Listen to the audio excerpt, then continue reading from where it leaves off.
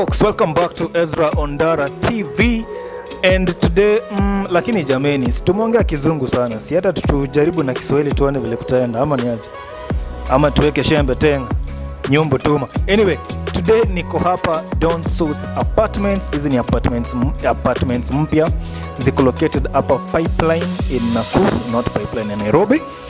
And leo niko hapa niwaonyeshe vile zinakaa, and if you're looking for a 2-bedroom houses, you know, for a 2-bedroom apartment with a master bedroom, this is a good option for you. Alright, so bila kupoteza wakati, wacha tuende ndani tuone vile wameandaa pale, alafu ukishaona pale definitely utaweza kufanya uamuzi wako, ujue kama utaweza kufika mahala hapa. Hizi nyumba zinatoka na 23,000, so feel free kukuja kuangalia, na pia unaweza nipigia nikutembeze mahala hapa. Okay, nimefanya aje? Alright, let's get inside.